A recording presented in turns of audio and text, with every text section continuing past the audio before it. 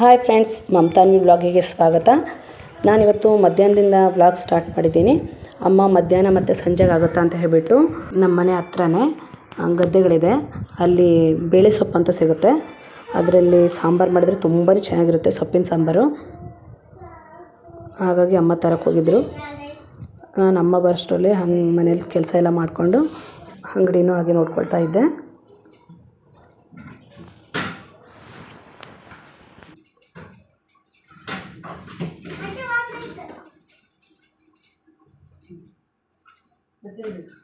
ಅಮ್ಮನಿಗೆ ವೀಡಿಯೋದಲ್ಲಿ ಕಾಣಿಸ್ಕೊಳ್ಳೋದಂದರೆ ಸ್ವಲ್ಪ ನಾಚಿಕೆ. ಅಷ್ಟೊತ್ತಿಗೆ ಅಮ್ಮನೂ ಸೊಪ್ಪಿಂದ ಬಂದರು. ಇದೇ ನೋಡಿ ಫ್ರೆಂಡ್ಸ್, ಬೇಳೆ ಸೊಪ್ಪು ಅಂತ ಕರಿತೀವಿ ನಾವು. ನಿಮ್ಮ ಸೈಡಲ್ಲಿ ಏನಂತ ಕರಿತೀರ ಅದನ್ನು ಕಮೆಂಟ್ ಸೆಕ್ಷನಲ್ಲಿ ಕಮೆಂಟ್ ಮಾಡಿ ಹೇಳಿ. ಅಮ್ಮ ಬಂದ ತಕ್ಷಣ ಅದನ್ನೆಲ್ಲ ನಾನೆಲ್ಲ ಕೆಲಸ ಮುಗಿಸಿದ್ನಲ್ವ, ಸೊ ಅದಕ್ಕೆ ಅಷ್ಟೊತ್ತಿಗೆ ಸೊಪ್ಪನ್ನೆಲ್ಲ ಸೋಸೋಣ ಅಂತ ಹೇಳ್ಬಿಟ್ಟು ಎಲ್ಲ ಹಿತ್ತಲ ಕಡೆ ಸೋಸ್ಕೊಂಡು ಕೂತಿದ್ವಿ. ಅಮ್ಮನಿಗೆ ಗೊತ್ತಿರಲಿಲ್ಲ ನಾನು ವೀಡಿಯೋ ಮಾಡ್ತಾಯಿದ್ದು, ಇಲ್ಲಿದ್ರೆ ಅವರು ಮುಖನೂ ಸಹ ತೋರಿಸ್ತಾ ಇರಲಿಲ್ಲ, ಅಷ್ಟು ನಾಚ್ಕೊಳ್ತಾರೆ ಅವರು. ಅಂಗಡಿಗೆ ಯಾರಾದರೂ ಬರ್ತಾರೆ ಅಂತ ಹೇಳಿ ನೋಡಿಕೊಂಡು ಹಾಗೆ ಸೋಸ್ತಾ ಇದ್ದರು.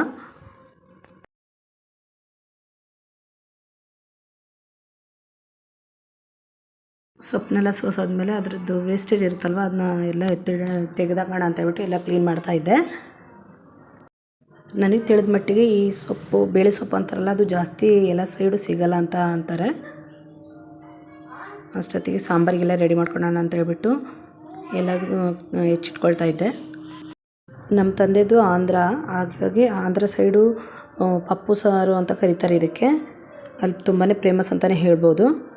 ಇದಕ್ಕೆ ಏನೇನು ಇಂಗ್ರೀಡಿಯೆಂಟ್ಸ್ ಅಂದರೆ ಈರುಳ್ಳಿ, ಬೆಳ್ಳುಳ್ಳಿ, ಹಸಿಮೆಣ್ಸಿನ್ಕಾಯಿ, ಟೊಮೊಟೊ, ಕೊತ್ತಂಬರಿ ಸೊಪ್ಪು, ಆಮೇಲೆ ಬದನೆಕಾಯಿ. ಒಬ್ಬೊಬ್ಬರು ಬದನೆಕಾಯಿ ತಿನ್ನಲ್ಲ, ಒಬ್ಬೊಬ್ಬರು ಈರುಳ್ಳಿ ತಿನ್ನಲ್ಲ, ಒಬ್ಬೊಬ್ಬರು ಹಸಿಮೆಣ್ಸಿನ್ಕಾಯಿ ತಿನ್ನಲ್ಲ ಅಂತ ಹೇಳ್ತಾ ಇರ್ತಾರಲ್ಲ, ಅವರಿಗೆ ಇದು ಹೇಳಿ ಮಾಡಿಸಿದಂತಲೇ ಹೇಳ್ಬೋದು. ಯಾಕಂದರೆ ಇದರಲ್ಲೆಲ್ಲ ತರಕಾರಿನೂ ಮಿಕ್ಸ್ ಆಗಿರುತ್ತೆ ಅಂತಲೇ ಹೇಳ್ಬೋದು. ಮೆಂತ್ಯಕಾಳು, ಬೇಳೆ ಎಲ್ಲ ಹಾಕಿ, ಒಬ್ಬೊಬ್ಬರು ಬೆಳ್ಳುಳ್ಳಿ ಸಹ ತಿನ್ನಲ್ಲ. ಇದರಲ್ಲಿ ಎಲ್ಲ ಪೌಷ್ಟಿಕಾಂಶದೇ ಇರೋದ್ರಿಂದ ಇದು ಎಲ್ಲರೂ ತಿನ್ಬಹುದು. ಮುದ್ದೆ ಮತ್ತು ಅನ್ನದಲ್ಲಿ ತುಂಬಾ ಚೆನ್ನಾಗಿರುತ್ತೆ. ಚಪಾತಿಲಿ ಸಹ ತಿನ್ಬೋದು. ಕೆಲವ್ರಿಗೆ ಗೊತ್ತಿರುತ್ತೆ, ಆಂಧ್ರ ಸ್ಟೈಲು ಜಾಸ್ತಿ ಪಪ್ಪು ಸಾಂಬಾರು ಅಂತ ಮಾಡ್ತಾರಲ್ವ. ನಾನು ಅಷ್ಟರಲ್ಲೇ ಎಲ್ಲ ಪಪ್ಪು ಸಾಂಬಾರಿಗೆ ಏನೇನು ಬೇಕೋ ಅದನ್ನೆಲ್ಲ ಹೆಚ್ಚಿಟ್ಕೊಂಡು ಎಲ್ಲ ಕ್ಲೀನಾಗಿ ವಾಶ್ ಮಾಡಿಕೊಂಡೆ.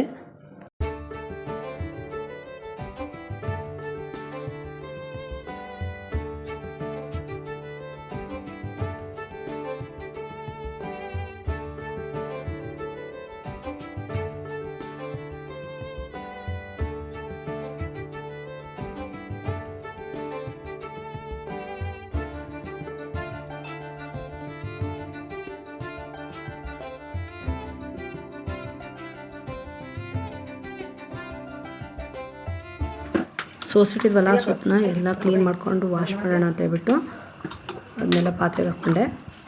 2 ಇಂದ 3 ಸಲ ತೊಳಿಬೇಕು, ಯಾಕಂದರೆ ಅದರಲ್ಲಿ ಮಣ್ಣು ಅದೆಲ್ಲ ಇರುತ್ತಲ್ವ. ಹಾಗಾಗಿ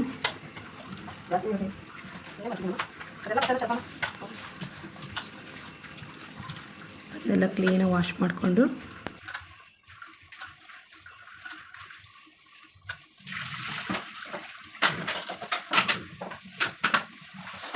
ನೋಡ್ತಾ ಇದ್ದೀರಲ್ಲ ಫ್ರೆಂಡ್ಸ್, ಈ ರೀತಿ ಇದನ್ನು 3 ಇಂದ 4 ಬಾರಿ ತೊಳೆದ್ರೂ ಇದಾಗಲ್ಲ, ಯಾಕಂದರೆ ಮಣ್ಣಿನ ಅಂಶ ಹೋಗಬೇಕು ಅಷ್ಟೇ.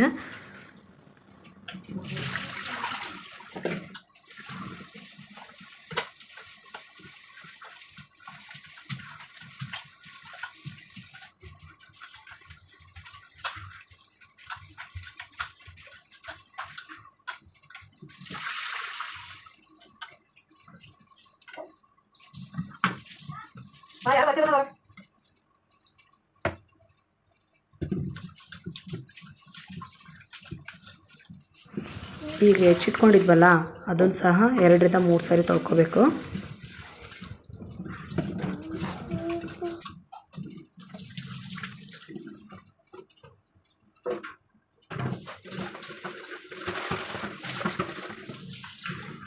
ಹೊರಗೆ ಯಾರೋ ಕರ್ದಂಗಾಯ್ತು.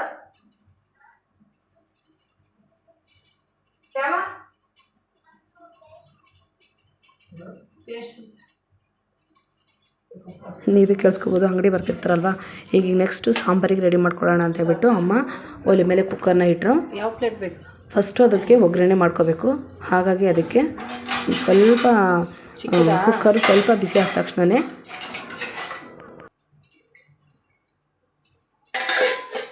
ಈಗ ಎಣ್ಣೆ ಹಾಕ್ಕೋಬೇಕು. 2 ಸ್ಪೂನ್ ಆದರೂ ಹಾಕಲೇಬೇಕು. ಅಮ್ಮಂಗೆ ವಿಡಿಯೋದಲ್ಲಿ ಕೇಳಿಸ್ಲಿ ಅಂತ ಜೋರಾಗಿ ಹೇಳು ಅಂತ ಹೇಳ್ತಾ ಇದ್ದೆ. ಅವರು ಹೇಳೋಕ್ಕಾಗದೆ ನಾಚ್ಕೊಂಡು ವಾಪಸ್ ಹಿಂದೆ ಸರಿದ್ಬಿಟ್ರು.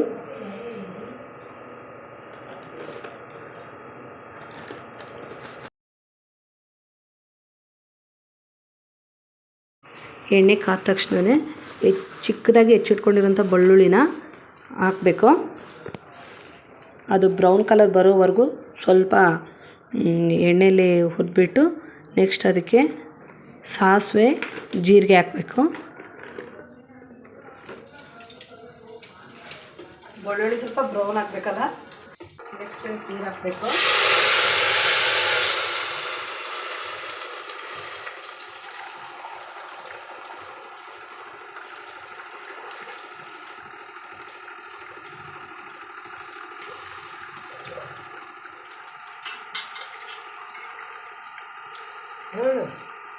ನೀರು ಕುದಿಯೋದು ಬೇಡವಾ?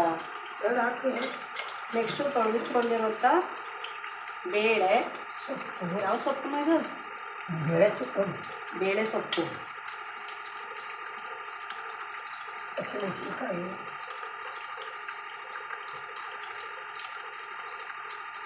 ಹಸಿಮೆಣಸಿನ್ಕಾಯಿ, ಟೊಮೊಟೊ, ಬದನೆಕಾಯಿ ಇದನ್ನೆಲ್ಲ ಚೆನ್ನಾಗಿ ಹೆಚ್ಚಿ ತೊಳೆದಿಟ್ಕೊಂಡಿದ್ವಿ ಮೊದಲಿಗೆ. ಈಗ ಇದನ್ನೆಲ್ಲ ಹಾಕಬೇಕು.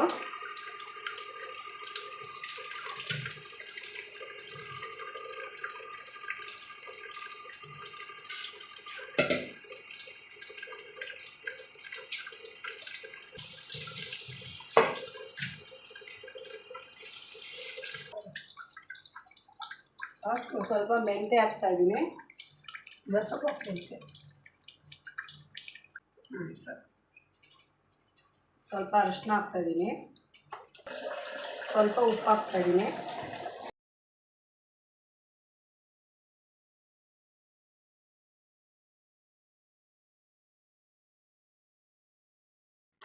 ಇದನ್ನೆಲ್ಲ ಹಾಕಿದ ನಂತರ ಲಾಸ್ಟಿಗೆ ಒಂದು ಚೊಂಬಷ್ಟು ನೀರು ಹಾಕಬೇಕು. ಲಾಸ್ಟಿಗೆ ಅದನ್ನೆಲ್ಲ ಚೆನ್ನಾಗಿ ಕಲಸಿ ಕುಕ್ಕರ್ ಪ್ಲೇಟ್ನ ಮುಚ್ಚಬೇಕು. ಮಿನಿಮಮ್ ಅಂದರೆ ಒಂದು 5 ವಿಸಲ್ ಆದರೂ ಬರಲೇಬೇಕು. 5 ವಿಸಲ್ ಆಗಿದೆ. ಈಗ ಕುಕ್ಕರ್ನ ಪ್ಲೇಟ್ ತೆಗಿತಾ ಇದ್ದೀನಿ. ತುಂಬ ಚೆನ್ನಾಗಿ ಬೆಂದಿರಬೇಕು ನೋಡಿ ಫ್ರೆಂಡ್ಸ್, ನೀವೇ ನೋಡ್ತಾ ಇದ್ದೀರಲ್ಲ. ಅದಾದ ನಂತರ ಸ್ವಲ್ಪ ಹುಣಸೆಹಣ್ಣು ಹಾಕಬೇಕು. ಹುಣಸೆಹಣ್ಣು ಹಾಕಿದ ಮೇಲೆ ಅದರಲ್ಲಿರೋ ನೀರೆಲ್ಲ ಚೆನ್ನಾಗಿ ಬಸಿಬೇಕು. ಬಸ್ತಾದ್ಮೇಲೆ ಮಸಿಯೋ ಗುಂಡಿನಿಂದ ಅದನ್ನ ಚೆನ್ನಾಗಿ ಮಸಿಯಬೇಕು.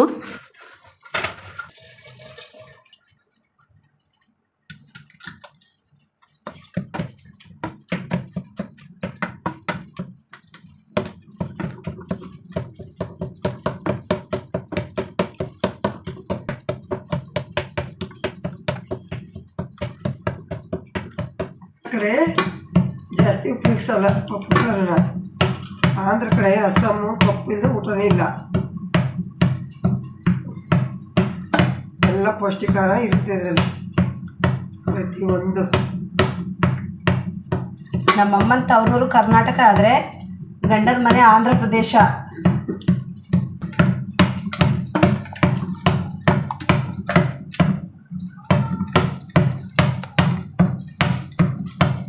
ನೋಡಿ ಈ ಥರ ಆಗಿದೆ. ಈಗ ನೀರು ತೆಗೆದಿದ್ದಲ್ಲ ಅದನ್ನು ಇದಕ್ಕೆ ಸುರಿಬೇಕು. ಚಮಚ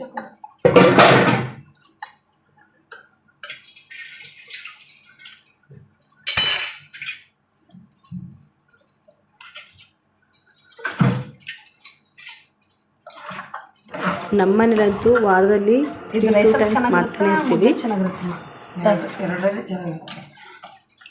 ಮುದ್ದೆಯಲ್ಲಿ ಚೆನ್ನಾಗಿರುತ್ತೆ, ರೈಸಲ್ಲಿ ಚೆನ್ನಾಗಿರುತ್ತೆ.